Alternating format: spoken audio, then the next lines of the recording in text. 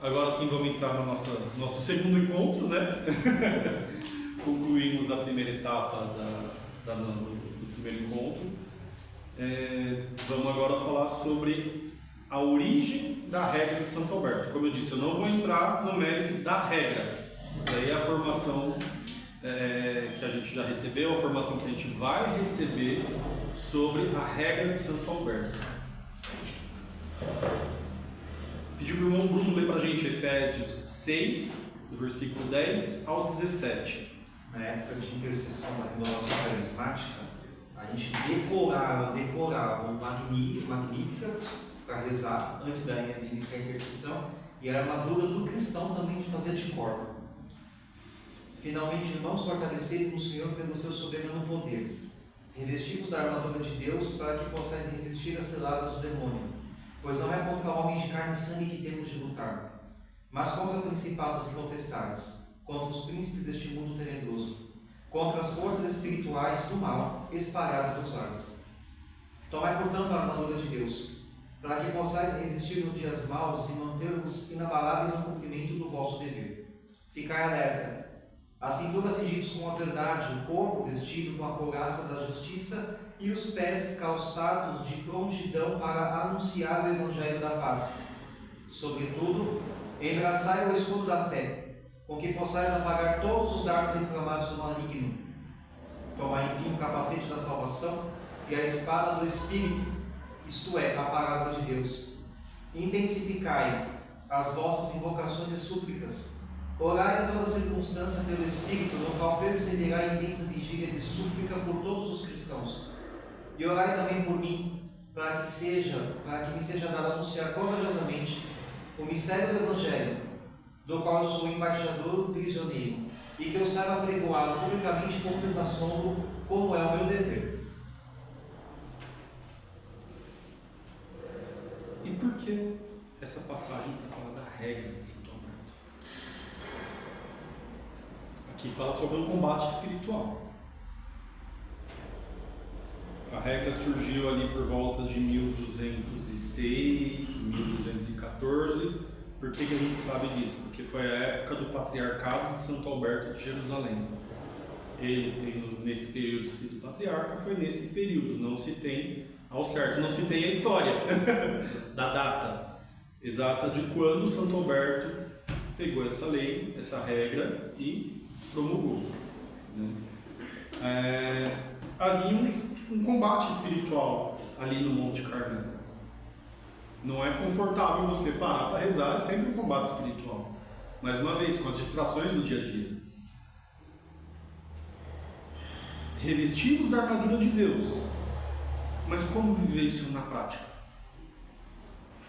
Como viver no dia a dia revestido da armadura de Deus? Aqui dentro da igreja é fácil, na sala é fácil, vestido de hábito na rua, na missão, é fácil. Mas como viver revestido da armadura de Cristo? Uma forma de vida concreta. E como que se dá isso? Através da regra. Uma vida regulada. Até uma das denominações são os cônegos regulares. O nome de ordem é aquela regular. Os carmelitas regulares. As irmãs carmelitas de vida ativa regular. Que vivem sobre uma regra. Eu desliguei, pode ligar de novo. Eu vou ligar de novo.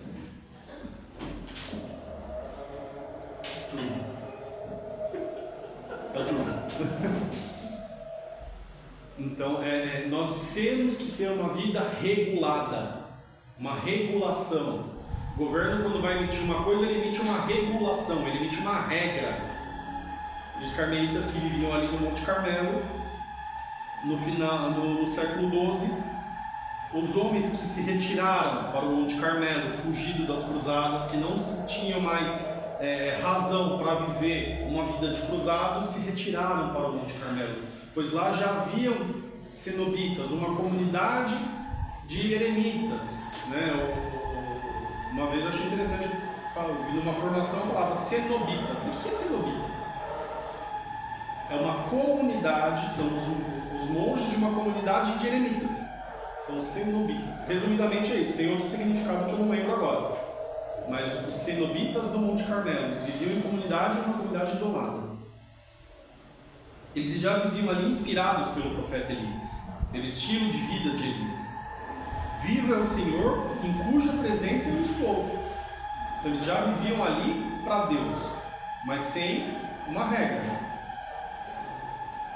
O ideal é viver continuamente na presença de Deus. Porque os cruzados até então eles iam lutar por Deus, pelos interesses das coisas de Deus, pelos interesses da igreja. Mas, voltando da cruzada, eles não tinham mais motivo para empunhar uma espada. Ali não era uma ordem estruturada. Né? Aí os irmãos que ali viviam tinham a necessidade dessa regulação, essa regra. Eles já viviam em oração, já viviam em silêncio e tinham fraternidade. Eles já se encontravam, partilhavam as vivências. Mas faltava algo essencial, algo que definisse uma forma estável. Cada um fazia o que queria. Eu vivo na minha celinha ali, vivo, faço as minhas orações, não sei se naquela época não tinha Bíblia ainda, né? Não tinha a imprensa não tinha sido inventada, mas devia ter algum rascunho da passagem de Deus. Não tinha uma regra, óbvio que não tínhamos aqui. Eles não tinham uma forma estável. Cada um rezava do jeito que queria, cada um vivia do jeito que queria.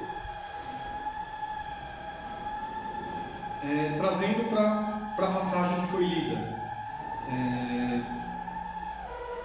Aqui é uma outra coisa. Eu peguei o trecho de 1 Coríntios 14:40, que falava ali sobre Corinto, era uma comunidade bagunçada. Que aí São Paulo chegou e falou: vamos botar ordem na casa.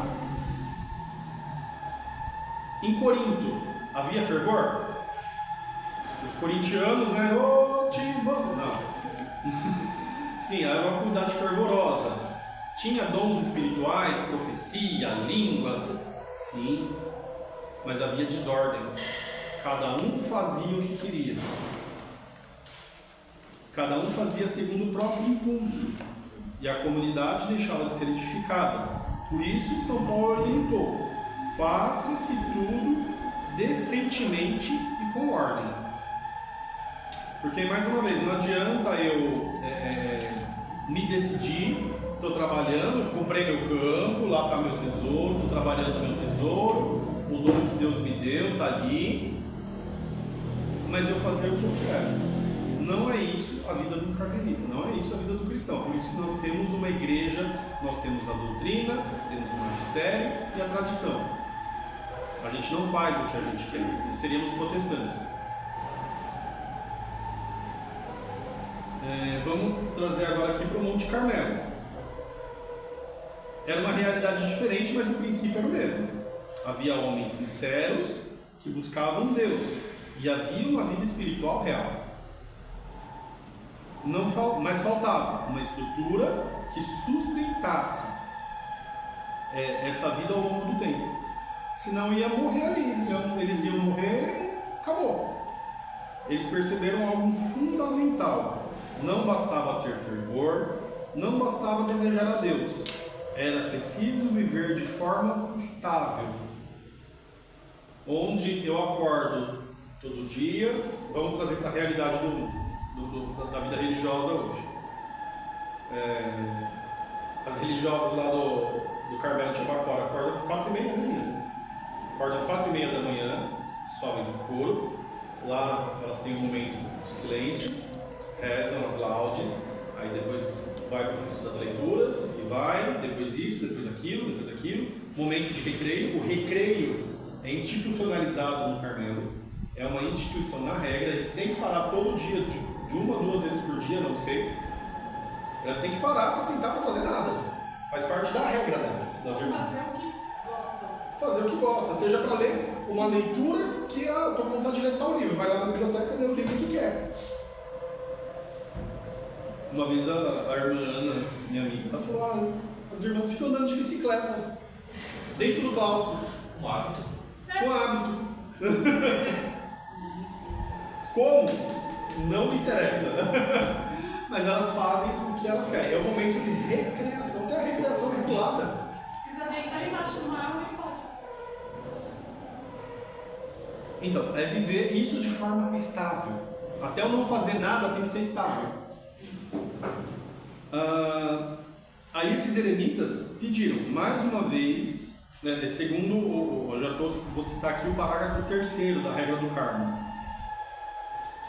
Mais uma vez que nos pedis que vos demos uma fórmula de vida, de acordo com o vosso projeto comum, e a qual deveis permanecer fiéis no futuro. Parágrafo 3 da regra, a regra de Santo Alberto.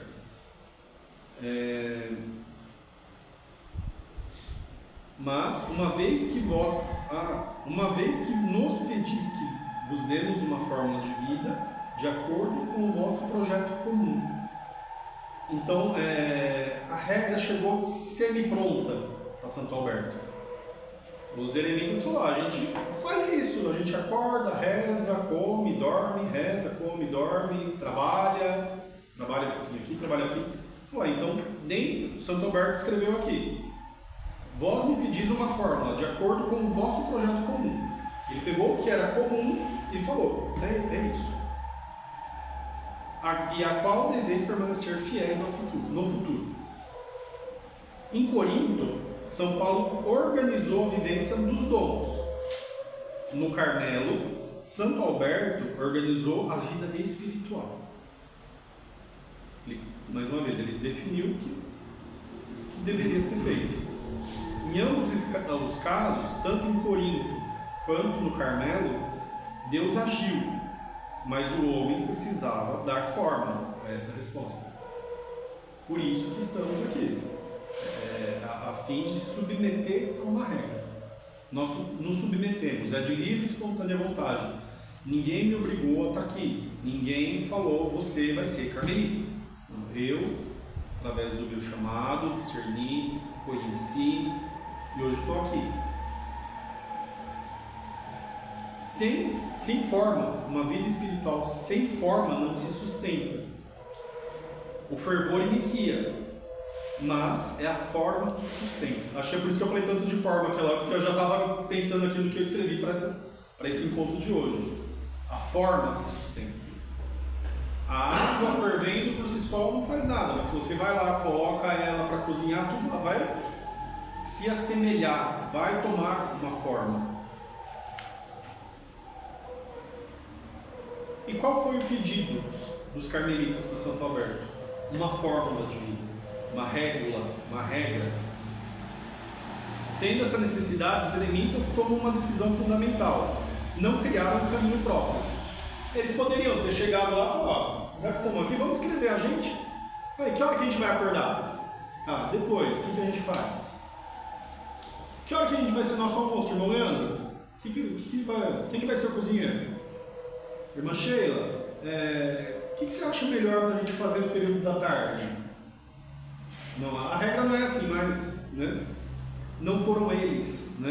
Diante dessa necessidade, aqueles eremitas tomaram uma decisão fundamental. Não criaram um caminho próprio, mas pediram para quem? Para a igreja. Eles foram à igreja, eles foram até Alberto de Jerusalém. E qual o sentido desse pedido? Por que eles pediram?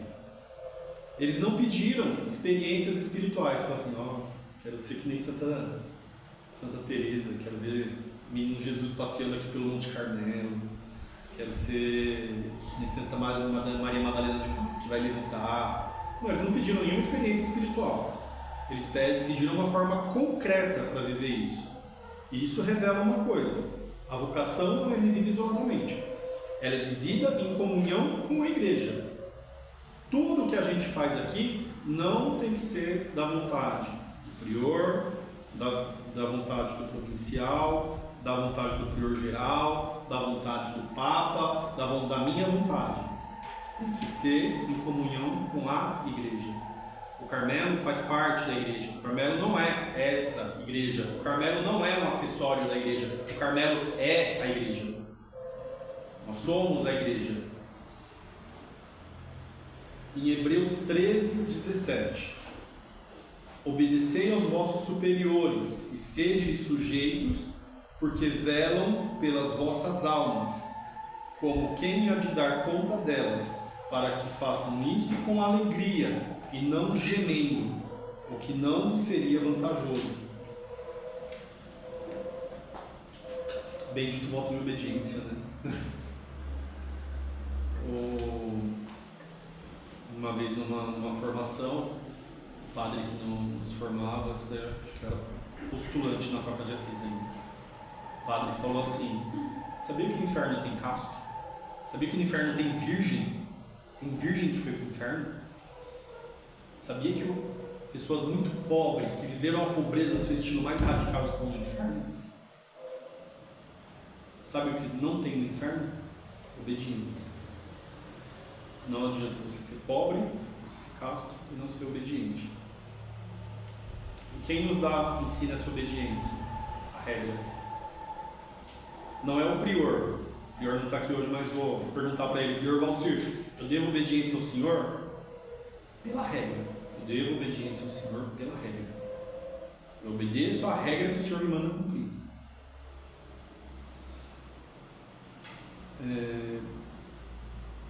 E esse pedido dá origem a tudo. A própria tradição carmelita reconhece isso.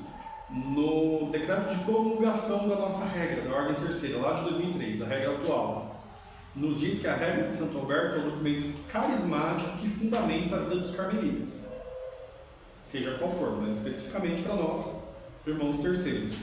Ali está o germe de tudo. Na regra de Santo Alberto está o cerne, o germe, dali que tudo germina. O Carmelo se torna um carisma que cresce na história. O mesmo decreto de criação da nossa regra atual mostra algo importante. O Carmelo não ficou parado no tempo. Nós não vivemos como os eremitas do Monte Carmelo. Com o tempo foram enriquecidas por inúmeras experiências de vida, especialmente dos nossos santos. Então os santos são para a gente exemplos vivos de como viver a regra. Uma regra dinâmica, uma regra de 20... quantos parágrafos? 26? A regra de Santo Alberto tem 26, né? Não lembro.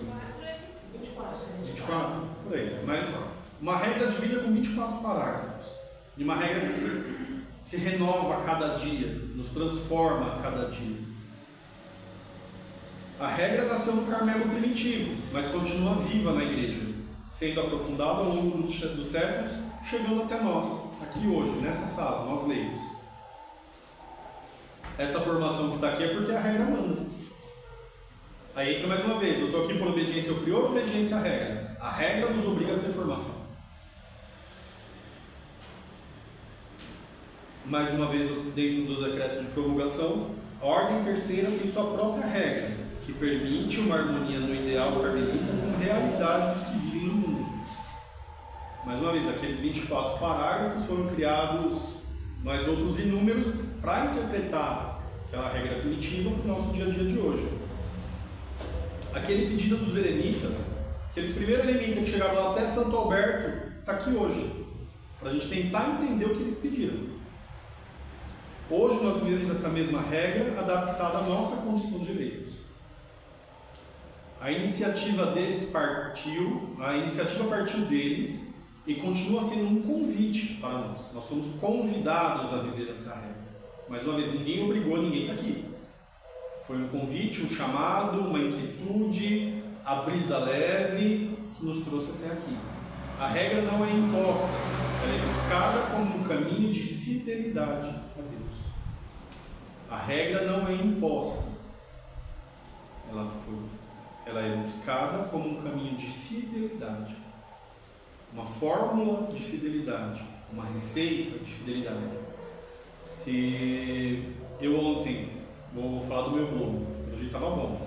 Então quem comeu, não sei se foi para agradar o formador, né? Mas se em vez de uma xícara de fubá eu colocasse 2, vai ficar com mais gosto de fubá. Ficaria bom? Teria mais sabor de fubá. Não ficaria bom. Porque é uma xícara de fubá e uma xícara de trigo. É a receita, é a fórmula, é a regra. Como que chegaram nisso? Não sei, só sei que ficou bom. Não sei, só sei que foi assim. Tem um ponto muito interessante, João. Gênio, a regra, ele deu 20 pontos, mas depois a gente corrige. Então vamos seguir. A inteligência artificial é boa, mas depois a gente vê. Mas ele deu uma conclusão interessante. Escrevemos brevemente essas coisas, estabelecendo a norma de vossa conduta, segundo a qual deveis viver. Se alguém, porém, fazer mais, o próprio Senhor, quando voltar, o recompensará. Usa-se, contudo, o discernimento, que é o moderador das virtudes. A recompensa pode ser não ser tão boa também, né? Como eu falei. Até que ponto saiu da minha cabeça? Saiu da minha vontade. Óbvio que a minha vontade ela é independente do... Não tem como não falar que a vontade prevalece. Não tem como. Eu escrevi isso daqui porque eu estava com vontade de escrever isso. Não peguei essa formação escrita. Eu escrevi, joguei lá na inteligência artificial que eu escrevi, fui moldando, lapidando, até chegar nesse modelo que eu cheguei aqui para falar para a gente hoje aqui. Mas aqui está, por isso que eu falei, o que sair da minha boca não seja da minha boca, mas sim da vontade de Deus. O que eu estou falando aqui é a minha vontade, é a minha boca que está articulando. Várias vezes o que eu escrevi aqui eu já mudei o que eu falei. E eu li ontem. Então é a vontade. Vontade prevalece, mas temos que tomar cuidado para que essa vontade não seja superior àquilo que a regra nos orienta. Aqueles homens do Monte Carmelo quiseram viver, aprender a viver concretamente, corretamente. E nós? E nós? Temos vontade de aprender e viver corretamente?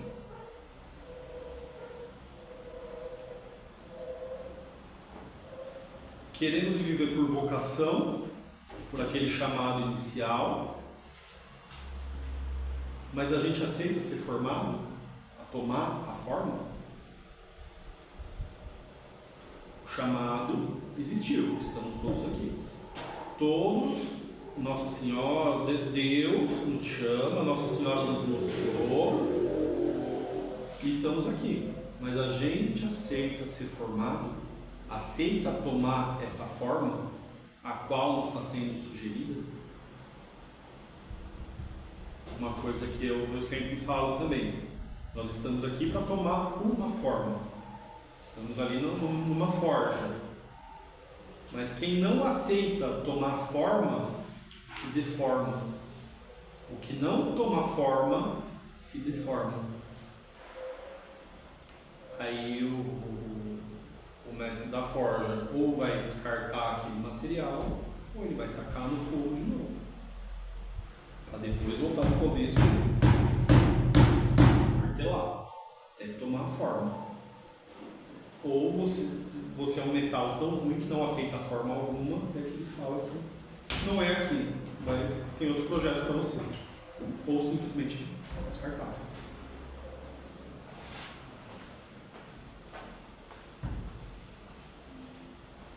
E a regra de Santo Alberto é dirigida a quem? Ao irmão B. Quem é o irmão B? Na regra do Carmo que vocês estão chegando agora, está lá. Ao irmão B. Santo Alberto, ele escreveu que a regra é para o irmão B. Quem é o irmão B? O irmão Bruno. Irmão B. Vamos falar sobre o irmão B agora. A regra começa de uma forma muito simples e profundamente significativa. Aos amados filhos em Cristo, B e os demais eremitas que vivem sob sua obediência perto da fonte do Monte Carmelo. Filhos em Cristo, B e os demais eremitas que vivem sob sua obediência. Quem era o irmão B?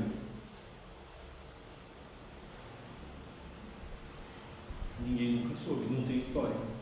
Olha que está no papel aqui, mas por que não é revelado? podemos compreender que ele era o responsável pela comunidade, uma liderança inicial, um prior. Não tinha o título de prior porque não tinha essa forma estável, não tinha, mas provavelmente alguém que sobressaía, alguém que tinha um certo trânsito, que conseguiu chegar até o patriarca, né? Já existia uma comunidade organizada, de forma simples, mas organizada, onde todos é o prefeito, né? A tradição carmelita traz isso à luz. Ele apresenta dois líderes iniciais, São Bertoldo e São Brocardo. Será que é por isso que é B? São Bertoldo teria reunido, organizado esses eremitas ali no Monte Carmelo. Já São Brocardo teria consolidado essa vida comum. São Brocardo falou, vamos viver mais ou menos assim, né? E São Brocardo está associado a esse momento que se foi pedida a regra de vida a Santo Alberto. Não pode se afirmar que o irmão B era um deles, mas pode afirmar com segurança.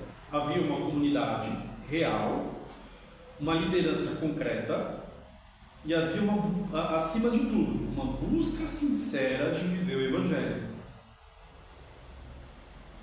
Se eles estivessem ali por estar, quero só me esconder, quero fugir, não quero voltar para a guerra, cansei, só quero ficar aqui no meu cantinho. Não, eles buscavam viver o Evangelho. E trazendo aqui o parágrafo 4 da regra, que tenhais um de vós como prior, que seja eleito para essa tarefa, com o consenso unânime de todos, ou ao menos uma parte mais numerosa e madura. A ele prometerão obediência todos os demais, e se preocuparão em manter esta promessa com suas obras. Que seja unânime, ou ao menos da parte mais numerosa e madura. Depois da missa dos 10 anos, teve a eleição do prior, né? Uma dessas salas aqui. Onde a parte mais numerosa e madura. Porque assim, quem que escolhe o prior? Os irmãos de voto perpétuo. No caso, os noviços, o irmão Douglas estava também, assistiram à escolha do prior. Não tiveram voz ativa para votar, nem serem votados. Porque todo aquele que vota pode ser votado também. Não tem campanha, não tem horário político. Mas é uma decisão onde a maioria escolhe quem vai ser o prior. E o prior pode aceitar ou não, o eleito. Né? Voltando aqui, que a vida comunitária, havia autoridade reconhecida, mas faltava a forma de vida estável. Acho que já repetiu isso aqui na hora de... E qual que é a chave espiritual para isso? O nome não foi preservado, o nome desse primeiro prior, desse irmão que foi pedir a regra. Não se sabe se ele foi eleito prior depois da regra, porque provavelmente depois que Santo Alberto escreveu a regra, falou: agora vocês escolhem o prior. Provavelmente foi aquele, antes da eleição, o Valdir que tocava tudo para instituir o sodalício e tudo, mas ele não era o prior, ele era o responsável. Depois ele foi eleito prior novamente. Né? Não importa o nome desse irmão B. Não importa quem é o nome do prior geral à época. Não importa o nome do prior geral hoje. Não importa o nome do nosso prior hoje. Não importa que o irmão Bruno foi prior até janeiro. Eles passam. Todos passaram. Todos estão mortos. Todos estão sepultados. A ordem permaneceu. A regra permaneceu. Aquela forma de vida estável permanece. Até hoje vai permanecer até o fim dos tempos. O que permanece não são as pessoas, é o carisma. Porque nós somos a ordem dos irmãos da bem-aventurada Virgem Maria do Monte Carmelo. Por isso que eu quis trazer ela hoje aqui, a senhora do lugar. Eles viviam lá ao entorno de uma imagem parecida com essa. No entanto, eles não eram os carmelitas, eram os irmãos que viviam perto da fonte. Os irmãos e do Monte Carmelo, os irmãos da bem-aventurada Virgem Maria. Mas qual Virgem Maria? Lá do Monte Carmelo. E lá eles se reuniam em torno de uma imagem bastante parecida com essa, que eles veneravam e deixavam no centro a nossa mãe, nossa mestra, a nossa irmã.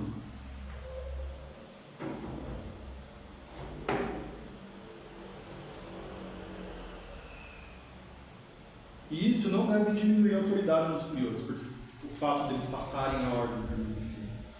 Os priores devem servir, os priores devem nos conduzir, e eles, mais grave de tudo isso, os priores respondem diante de Deus. Diante de Deus, eles hão de prestar contas. Tu, irmão dele, e quem quer que depois de ti for nomeado prior, conserva sempre em mente e põe em prática o que o Senhor diz no Evangelho. Quem deseja ser maior entre vós, seja o vosso servidor, e quem deseja ser o primeiro dentre vós, seja o vosso escravo. Esse é o parágrafo 22 da regra. Priores, gerais, provinciais, quando são bons, edificam, e quando são limitados, eu coloquei limitados para não depreciar, porque é a vontade de Deus no prior. Um prior não é ruim, um prior nunca vai ser ruim, seja lá quem for. Ele pode não me agradar, mas ele não é um prior ruim, porque foi a vontade de Deus. Tudo bem que eu estou no segundo prior ainda aqui, né? Comecei com o Valcir, veio o Bruno, agora o irmão Valcir de novo. Eu não tenho que me queixar, nunca me queixarei dos priores que tive até agora. Então, quando um prior ele é limitado, não é que é ruim, ele pode ter uma limitação. Um próximo prior pode vir com uma certa limitação. É Deus que continua conduzindo. Os homens passam, o carisma permanece porque a obra é de Deus. Os homens passam, o carisma permanece porque a obra é de Deus. E quem foi Santo Alberto? Por que Santo Alberto? Lá, Monte Carmelo, Oriente, ortodoxos, né? É um ambiente mais oriental. É ali na beira da Palestina, era mais fácil procurar, lá é mais numeroso os católicos orientais. Por que Santo Alberto? Quem foi Santo Alberto? Ele era ortodoxo? Santo Alberto era do rito ortodoxo, será? Não, ele era o patriarca latino de Jerusalém. Hoje acho que é o cardeal Pizzaballa que faz isso, que tem esse cargo de patriarca de Jerusalém. Ele era o patriarca latino de Jerusalém entre 1206 e 1214. O homem de governo, prudência e vida espiritual sólida. Por que Santo Alberto? Porque era ele que tinha autoridade da igreja latina naquela região. O Monte Carmelo estava sob sua jurisdição. Além disso, os eremitas eram cristãos latinos. Eles não eram ortodoxos, eles não eram orientais. Eles eram cristãos latinos, ligados à igreja de Roma. Por isso que eles foram atrás de Alberto de Jerusalém. Você concorda? Lá era mais numeroso os cristãos orientais. Seria muito mais fácil achar um bispo local. Oh, pai, nos dá uma regra para a gente ver. Mas não, eles eram latinos, assim como nós somos latinos, e servimos ao Papa, servimos a Pedro. Né? E qual foi o papel de Santo Alberto nesse momento? Ele era eremita do Monte Carmelo? Não, ele não era eremita.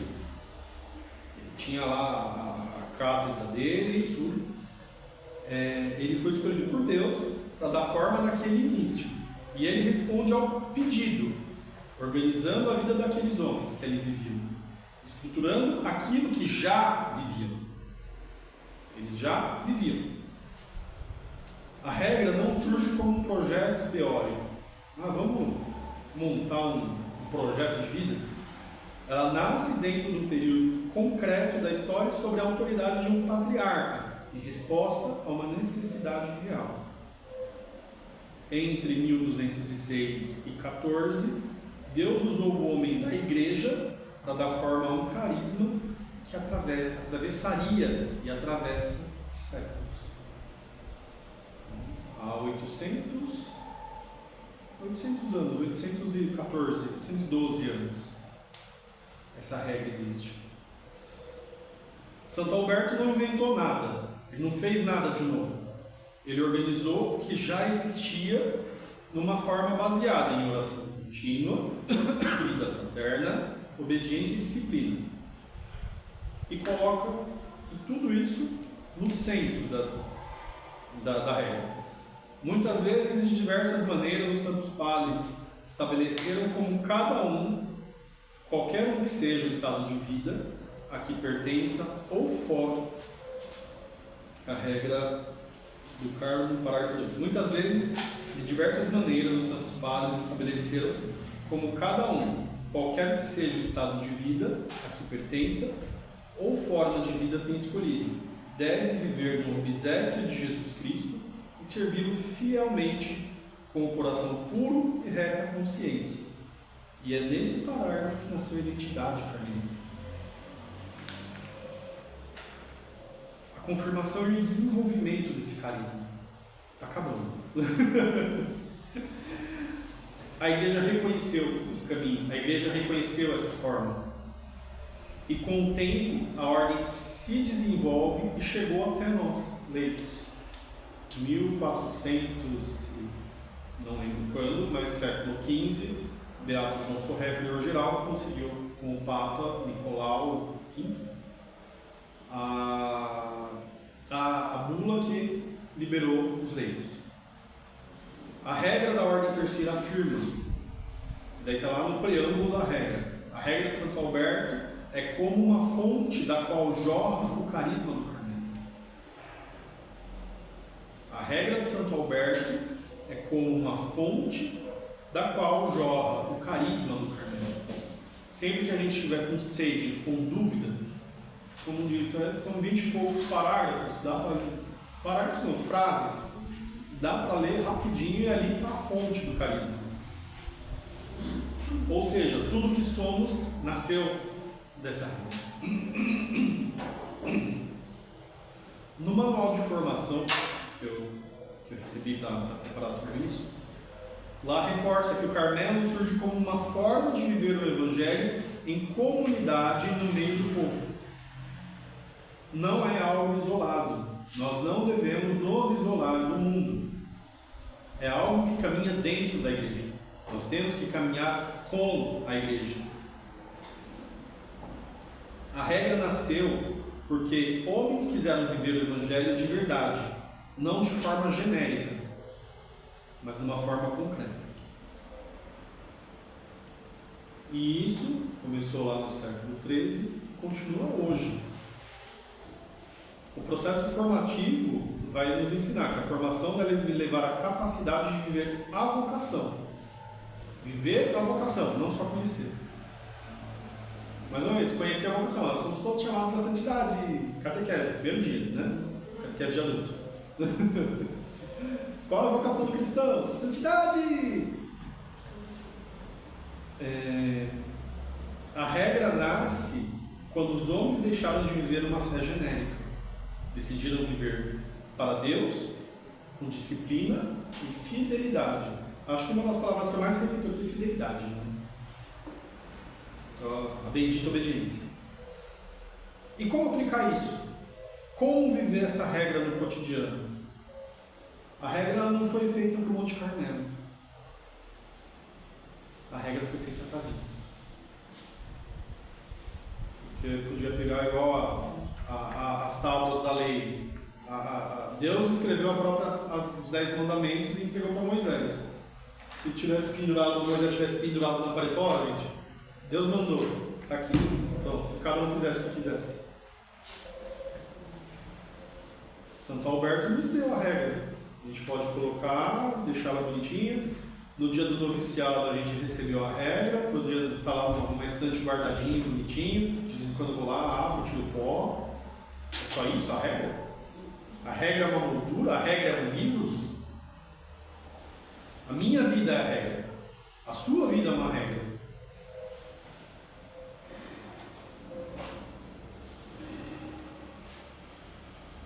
A regra nasceu no Monte Carmelo, mas não ficou lá. Ela está aqui nessa sala hoje. No peito, no hábito, no chamado, na decisão de cada um de estar aqui. No primeiro parágrafo da regra da ordem terceira, ela nos mostra como um carmelita tem que viver isso. Uma realidade concreta. O leigo carmelita tem que viver em casa, no trabalho, na família, nas decisões do dia a dia. Mais uma vez, lá que eu li lá no primeiro momento do nosso encontro. Tem que ser no meio da tempestade, tem que ser no dia a dia, no meu trabalho, na cozinha, no trânsito. É ali que eu vivo a regra. Não é aqui. Não é nessa sala que eu tenho que viver a regra. Não é só na igreja, na missa que eu tenho que viver a regra, no dia a dia. E o que significa viver essa regra hoje? É copiar a vida dos eremitas? O eremita está lá, no Monte Carmelo, né? No deserto. Então vamos para alguém mais perto. É copiar o estilo de vida dos freis? É querer viver como os freis? É viver como as irmãs? Não, não é. Então como que a gente vive essa regra no dia a dia? A oração constante, a vida interior, mais uma vez a fidelidade, disciplina e fraternidade. Estou acabando, irmã, calma. Eu estou com sono também. E como tornar isso concreto? É bonito falar, né? A oração constante, vida interior. É bonito falar isso. É fácil falar. Como viver? Como tornar isso concreto? Rezar. Às vezes mesmo sem vontade. Mandei no grupo dos noviços, né? Aquele vídeo dos arautos, né? Falou, qual a oração perfeita? É rezar em voz alta? É ler mesmo que lendo? Aí o padre falou assim, se você só lê, você já é uma oração. Independente do que você, algo vai passar pela sua cabeça. E é algo que agrada a Deus. É rezar uma Ave Maria cheia de graça sobre convosco, bendito sois vós entre as mulheres, tem uma teia de areia aí, bendito o fruto do vosso ventre, Jesus. É uma oração também. Mas aí se eu pego, ele deu o exemplo lá, o Salmo 22, o Senhor é o pastor que me conduz, não me falta coisa alguma. Aí eu pego, paro, continuo lendo, mas eu falo, nossa, Deus não me deixou faltar nada nesse período. Que graça de Deus. Você meditar. Essa é uma oração perfeita. Mas as outras orações não deixam de ser uma oração. É um momento que você não está fazendo algo ruim. Isso é rezar mesmo sem vontade. É deixar de fazer algo ruim. Que a nossa tendência é sempre fazer algo ruim, a fazer algo mal. É lutar contra si mesmo. É se submeter à regra, tomar a forma da regra. Vigiar o que fala, trazendo um silêncio interior. Obedecer, mesmo quando custa. Tipo, vai ter. Vamos organizar um evento aqui pro Carmelo. Vamos ter que ir lá. Vai ter retiro, tem que organizar o retiro. Eu vou, né? Então vamos. Permanecer, mesmo na dificuldade. Se proteger, se revestir da armadura de Deus, mesmo na dificuldade. E viver a fé no meio da rotina. Não esquecer da fé. Eu sou cristão. Eu sou carmelita. E qual o perigo? É conhecer a regra e não viver. Mais uma vez, não adianta saber falar tudo certinho e não viver. O carmelita isso não é bom. Conhecer a regra e não viver, isso não forma ninguém. Os manuais de formação nos trazem que a formação deve levar à capacidade de viver a vocação. Ou seja, não é saber qual é a minha vocação, é viver a minha vocação. São Paulo nos fala da armadura, que é a fé, verdade, justiça, palavra. A regra nos ensina como vestir isso. E não é que nem a oraçãozinha de vestir o hábito, não, né? Mas nos revestir da regra. A oração de vestir a túnica.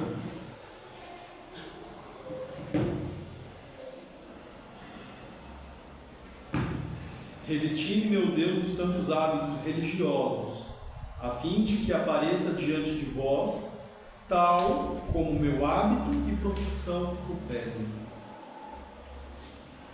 Então, não é só se revestir do hábito. Ele está aqui para nos lembrar que nossa profissão pede. Estou acabando. Sem a regra, a fé vai enfraquecer, a vida vai oscilar. Com a regra, nós temos uma firmeza e temos a perseverança. A regra só faz sentido quando sai do papel e entra na vida.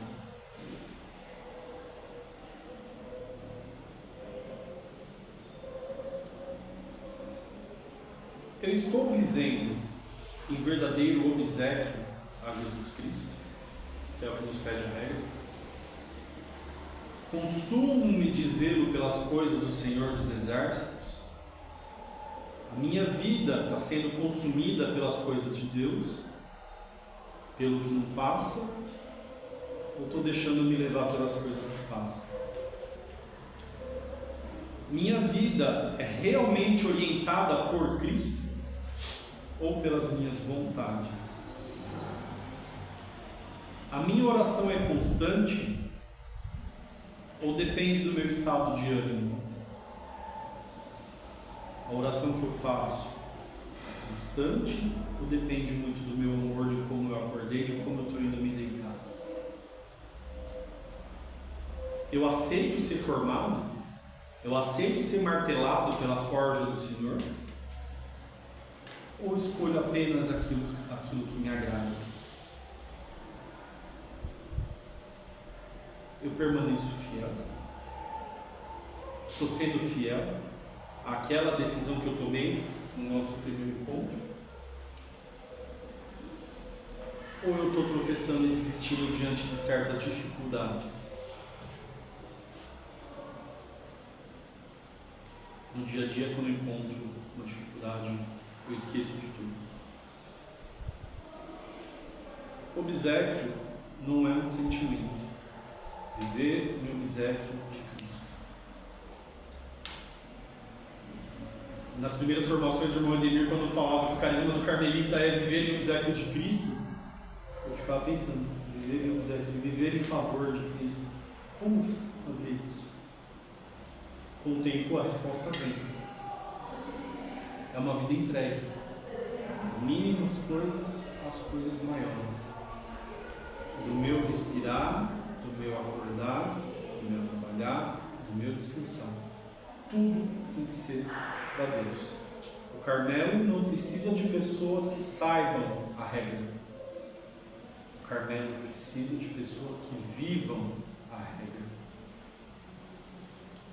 Nosso encontro não termina na fala. Termina no coração de cada um, na atitude de cada um. E isso é exatamente onde a formação começa de verdade. É de dentro para fora. É no pulsar do coração. É no circular do sangue nas veias. Deus possa nos conduzir nesse período, no nosso dia, de como viver, que saibamos saber reconhecer Deus na vontade do irmão, na obediência ao irmão, e que o Espírito possa cada vez mais nos conduzir, nos fortalecer nessa caminhada rumo ao Monte Carmelo, rumo ao cume do Monte Carmelo, que é o próprio Cristo. Ave Maria, cheia de graça, o Senhor é convosco. Bendita